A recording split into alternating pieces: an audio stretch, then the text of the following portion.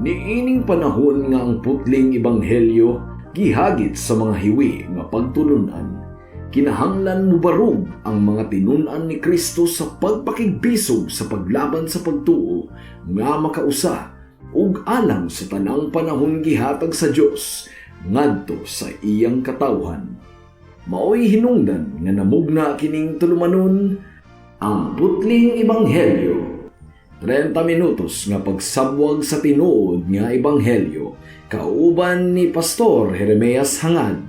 Ang putling ebanghelyo tulumanon nga gihatod kaninyo sa Unidos Community Bible Fellowship sa Unidos Plaridel, Misamis Occidental. Ang putling ebanghelyo, ang putling ebanghelyo, ang putling ebanghelyo.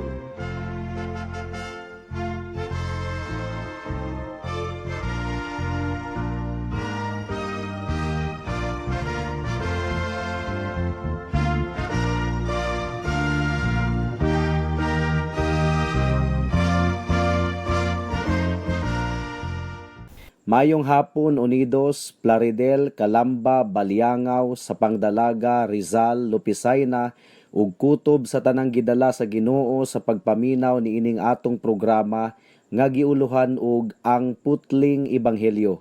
Sa makausapa kini ang inyong igsuon ug higala sa kahanginan si Pastor Jeremias Lowry Hangad sa Unidos Community Bible Fellowship dinuyugan sa iglesia nga nag-sponsor ni ining atong programa, ang Salitran Covenant Bible Church sa Barangay Salitran, Dakbayan sa Dasmariñas, Probinsya sa Cavite. Akong gipaabot ang espesyal nga pagpanimbaya sa akong lolo nga si Isabelo Lowry Sr. sa Lawis, New Look ug sa akong mga kabatch sa Liberation Institute nga naminaw karon. Alang sa kasayuran sa tanan, batch 1997 ko sa LI. Ang atong teksto ning takna sa kahaponon makita sa mga buhat kapitulo 17 bersikulo 16 hangtod sa 21. Ang giingon diri: didto sa Atenas samtang si Pablo nagpaabot kang Silas ug kang Timoteo, nasamok pag-ayo ang iyang hunahuna sa pagkakita niya sa syudad nga nalukop sa mga Dios-Dios.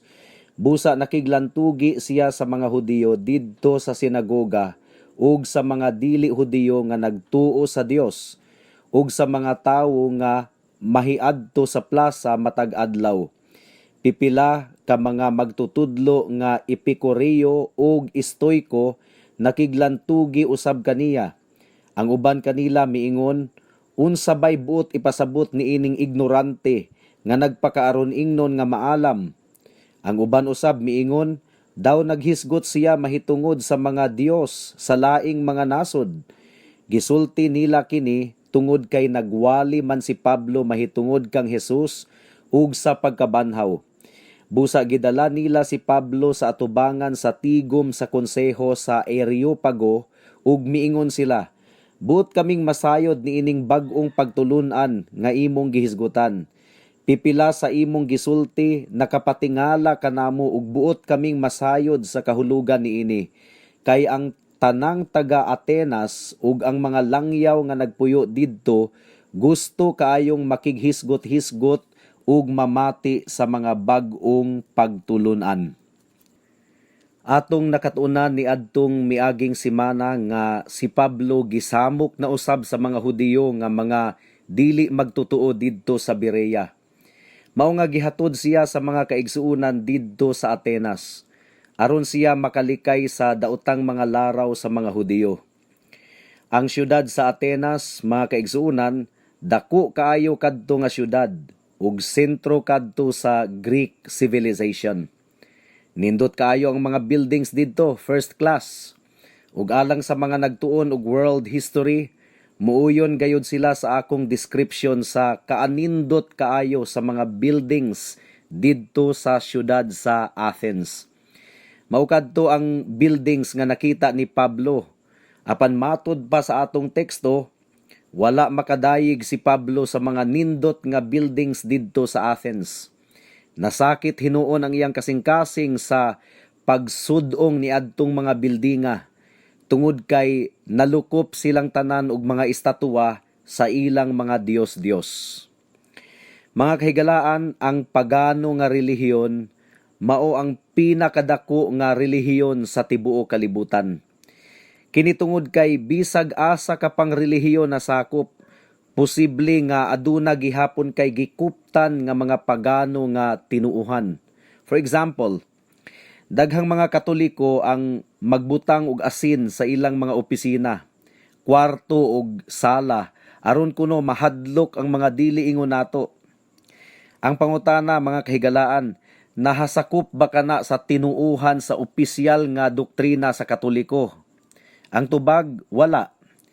Bisag asa ka pang libro sa mga pari mo konsulta, wala gayoy nakasulat sa official doctrine of the Roman Catholic Church nga giawhag ang mga tawo sa pagbutang og asin sa ilang mga opisina ug mga sala ug kwarto aron molayas ang mga daotang espiritu.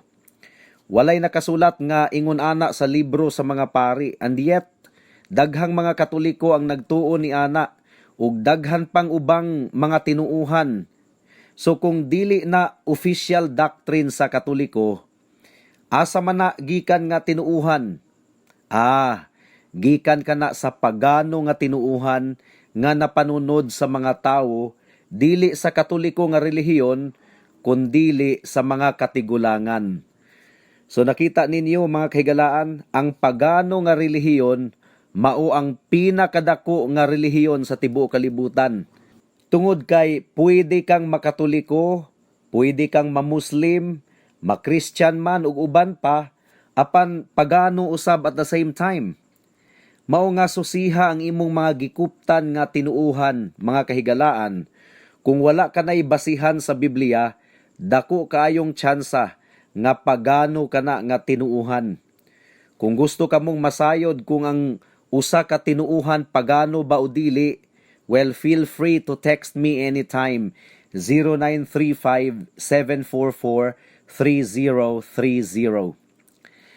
Adunay duha ka bahin ang atong pamalandong ning takna sa kahaponon. Una, unsa may mahitabo kung matandog ang kinasulurang bahin sa espiritu sa tawo. Ikaduha, unsa kahit tinubdan sa mga dili maayong komento sa mga tawo mahitungod sa ebanghelyo. Mudangat na kita sa unang punto. Unsa may mahitabo kung matandog ang kinasulurang bahin sa espiritu sa tawo? Well, daghan kaayong posible nga mahitabo, mga kahigalaan. For example, si Martin Luther King Jr. sa Amerika, nakita niya ang pagpang-abuso ug pagkaminos sa mga puti nga Amerikano ngadto sa mga negro nga Amerikano. Niadtong wala na siya kaagwanta, naaghat niya ang mga negro nga musuporta kaniya sa pagrally batok sa gobyerno. Maupod kini ang nahitabo sa kinasuluran sa atong mga bayani, sila Jose Rizal, Andres Bonifacio, Emilio Aguinaldo, ug bisan pa niadtong people power.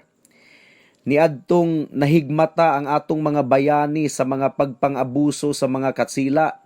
Naagda nila ang atong mga kababayan sa pagsuporta kanila. Mas dako gayud kaayo og mahimo ang pipila lamang ka mga tawo nga nahigmata kaysa milyon-milyon ka mga tawo nga nagpabiling buta o di ba kaha walay pagpakabana. Sa mga tawo nga nahigmata og gidumalaan na sa tumang kadasig sa ilang kasing-kasing, imposible na gayod nga mapugngan ka ng tawhana sa iyang pagabuhaton. Well, posible nga makapugong pa siya sa iyang pagbati sulod sa mubong panahon. Apan moabot ra gayod ang higayon nga mubuto na gayod ang iyang kinasuluran ug bisan pag-unsaon nimo sa pagpugong kanang tawhana sa iyang pagabuhaton, wala na gayud kay mahimo pa. Mao kini ang nahitabo kang Apostol Pablo sa atong teksto. Niadtong gisud-ong niya ang mga building didto sa Atenas. Samtang naghulat siya kang Silas ug kang Timoteo nga moapas kaniya didto.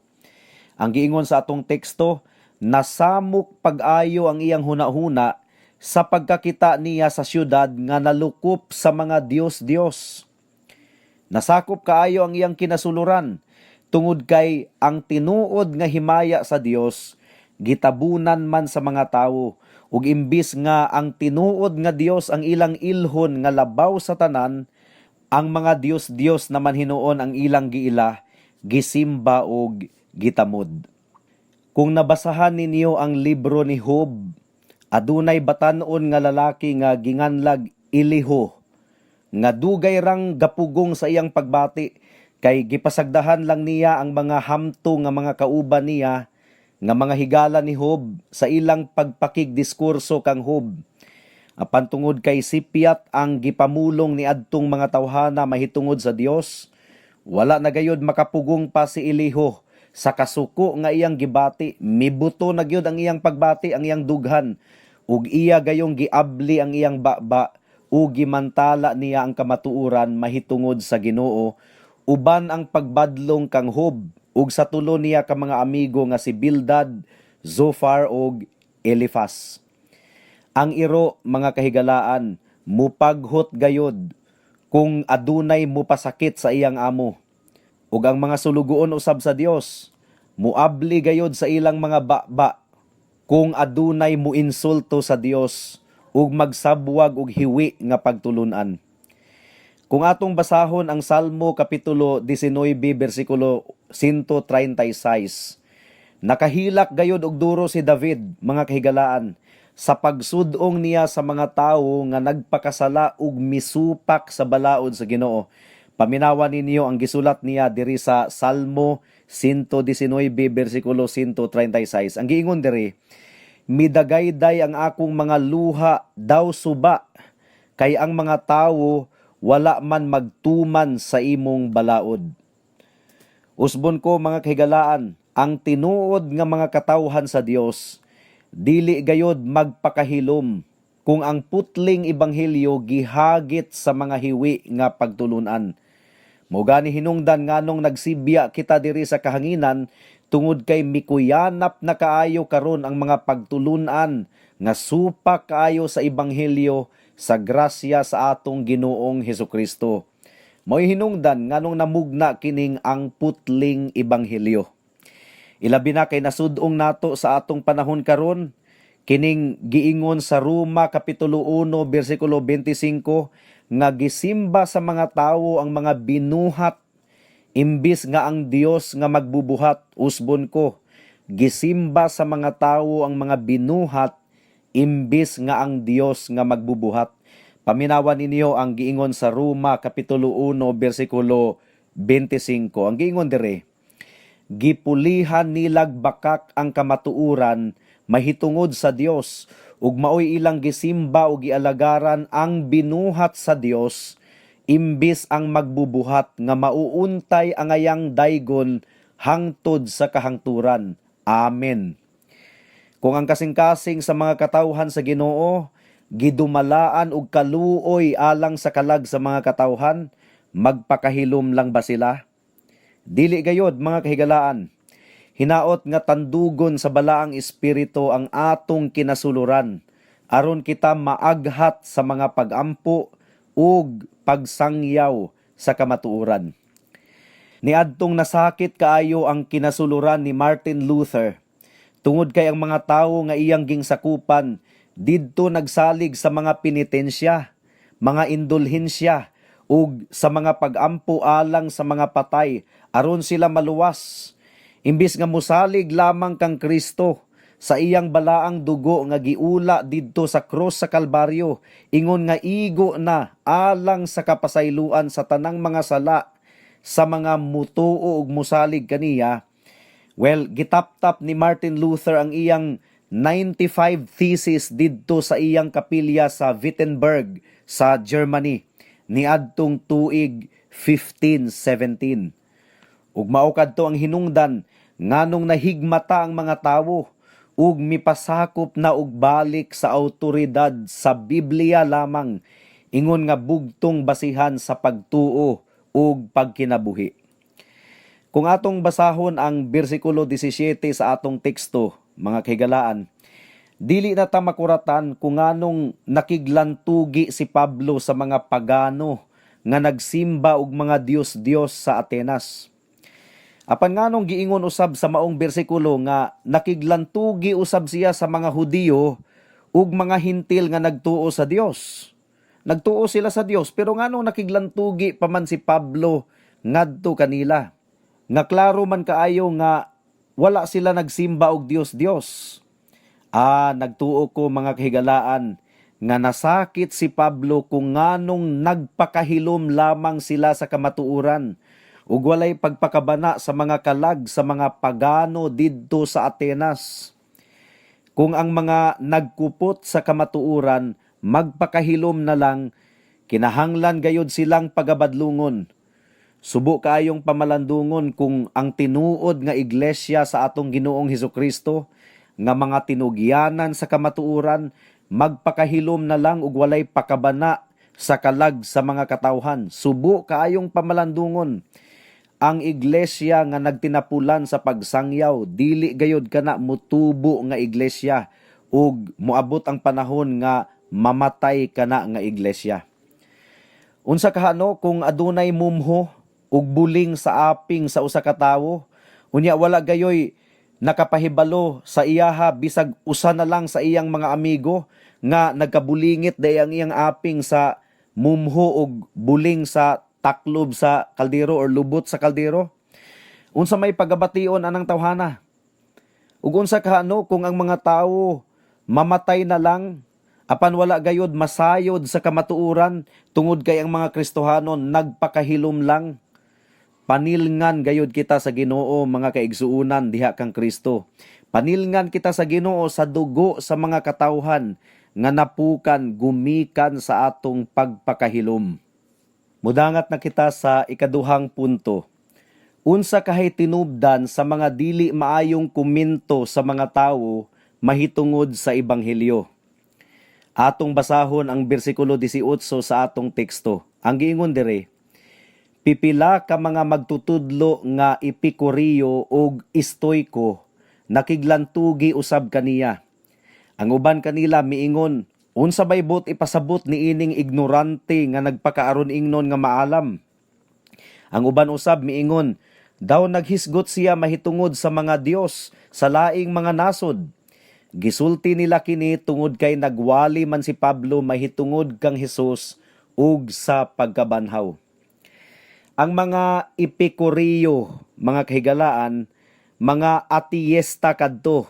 Atiyesta kaning dili nagtuo or wala nagtuo nga adunay Dios. Ug ang tumong lamang nila sa kinabuhi mao ang pag-enjoy ug pagtagbaw sa ilang mga kaulag. Sa laing bahin, baliktad kaayo ang mga Stoiko.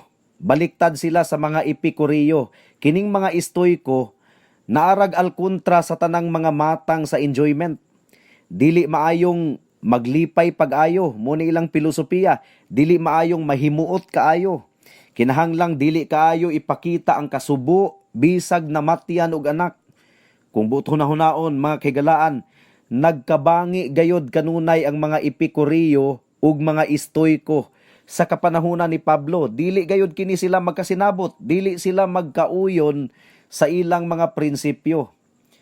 Apan sa atong teksto, nagkahiusa kining duha ka grupo sa ilang pagbugal-bugal kang Apostol Pablo.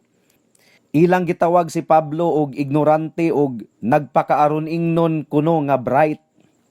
Ug sa bersikulo 21, gipahibalo kita nga ang tanang taga-Atenas ug ang mga langyaw nga nagpuyo didto gusto kaayong makighisgot-hisgot ug mamati sa mga bag-ong pagtulunan. Well, kasagara manggod mga kahigalaan, ang mga tao sa kalibutan nagahukom sa mga tao sa Dios sumala sa ilang limitado nga standard.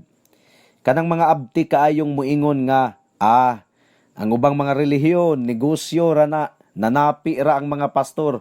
Well, kanang mga tawhana, mga kahigalaan, nga abti kaayong mo-judge. Mao kana ang mga tao nga manapi og duro kung mahimo silang mga religious leaders. Kung unsa ang sulod sa ilang kasing-kasing, mao kana ang ilang ihukom sa uban. Kwarta lang ang ilang nakita. Wala gayud nila makita ang kamatuoran nga ang mga katawhan sa Ginoo gidumalaan og dakong gugma sa ilang kasing-kasing alang sa kalag sa mga katawhan. Mao nga nangalagad sila sa Ginoo. Doon na jud ko'y maistra nga nailhan mga kahigalaan nga ang iyang pagtan-aw sa tanang mga lalaki, mga mangililad kuno og mga limbunganon. Tungod kay pait manggod kaayo ang kasinatian niya sa iyang boyfriend.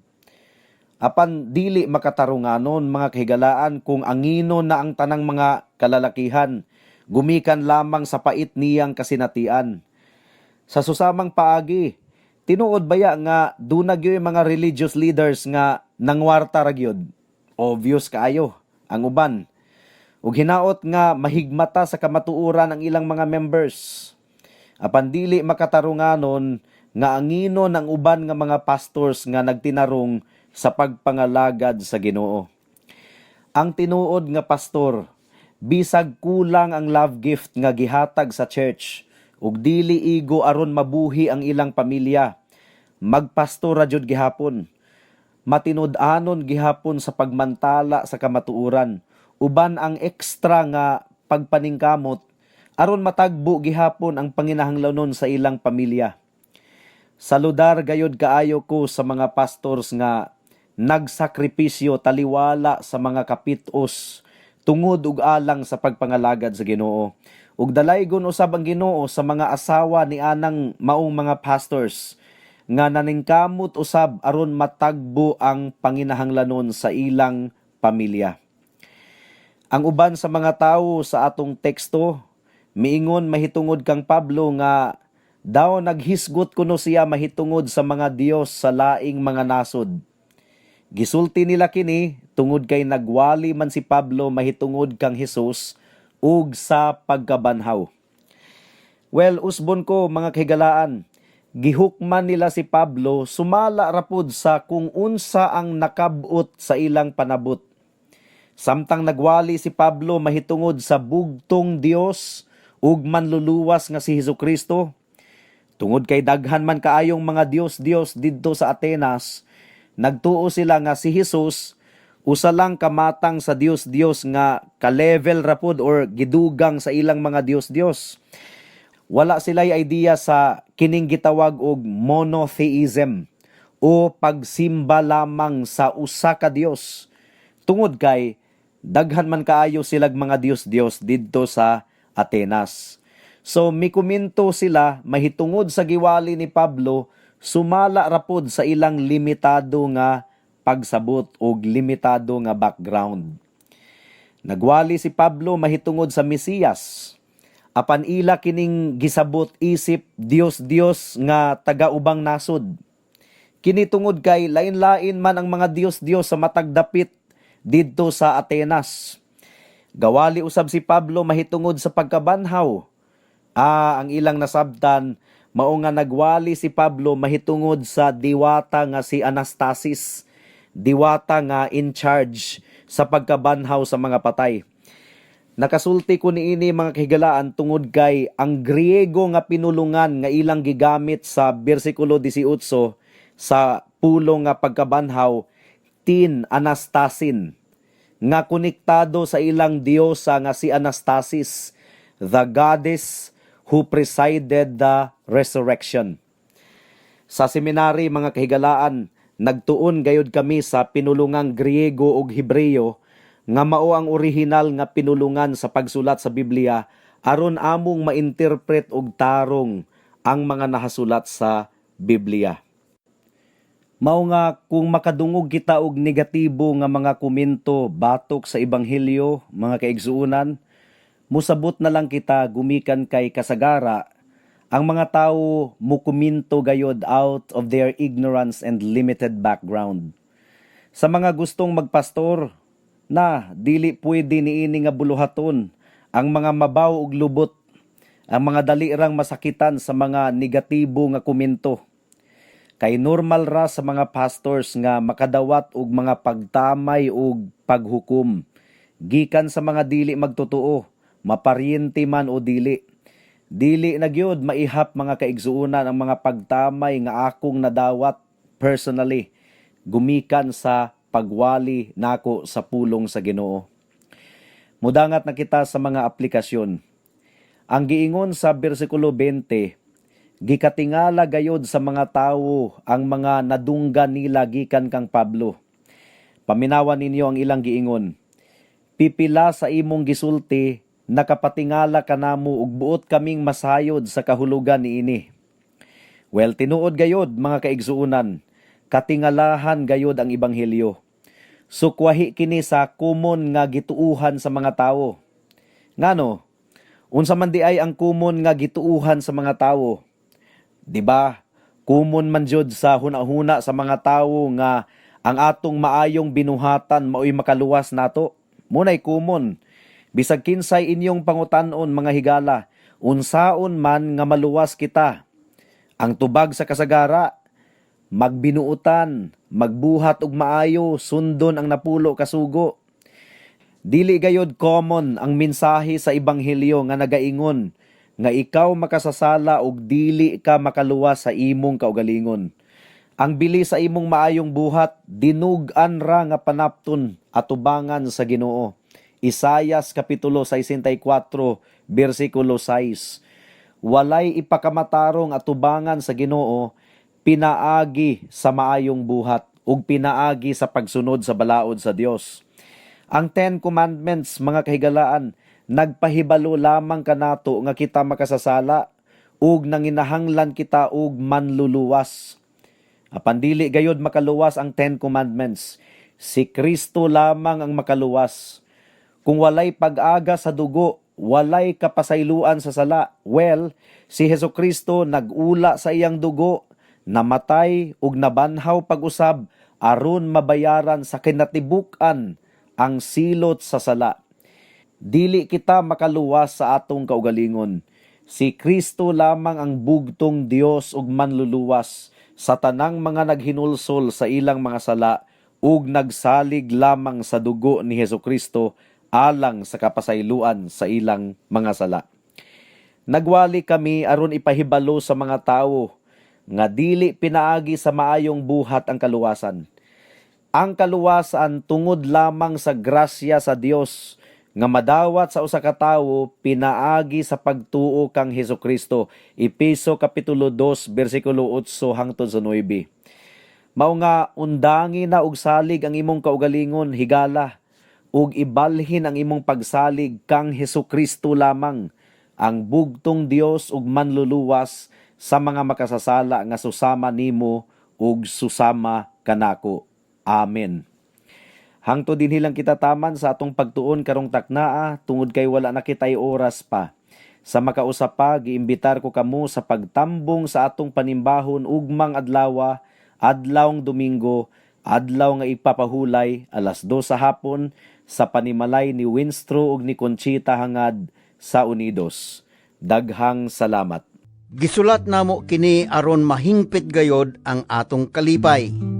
Mao kini ang mensahe nga among nadungog gikan sa iyang anak o gisangyaw namo kaninyo nga ang Dios kahayag ug diha kaniya wala gayoy kangitngit. Kun moingon kita nga nahiusa na kita sa Dios apan nagpuyo di ay gihapon diha sa kangitngit na makakita og wala magkinabuhi sumala sa kamatuoran.